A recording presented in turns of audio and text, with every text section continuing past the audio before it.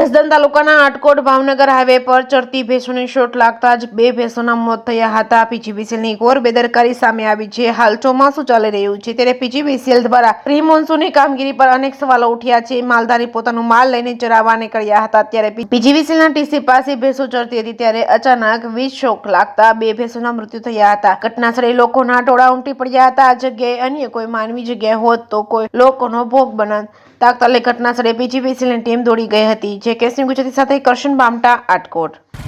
અમારી 2 ભેંસ મરી ગઈ। એક ભેંસની કિંમત લાખ રૂપિયા હતી, 40,000 હતી। મારે શું આવી રોડ ઉપર હાલી બેન ઉપાડી લીધી 2 ભેંસ। આ કોઈ માણા મળશે તો આનું અમારે જવાબદારી કોણ લે? આની કેટલા લાખની નુકસાની તમે? આ 1.5 લાખની નુકસાની મારે ગયા હતા કાણા વગરની। શેના હિસાબે? આ શોટની હિસાબે આવી તો વાયર હતી આવી જા આ વેલની હિસાબે શોટ નાખ્યો ડાયરેક્ટ ખડેલા વેલ મોઢા નાખવા કે મરી ગઈ 2 ભેંસ। એટલે નીચે એવું તો છે રોજ કાંઈ ખર્ચે રોજ હીરું રોડના કાંઠે ભેંસીને શોટ લાગ્યો। શેના હિસાબે? આ કાંઈ મહિના જેમ લાગ્યો રોડ હાલ્યો કાંઈ રોડે જાવ।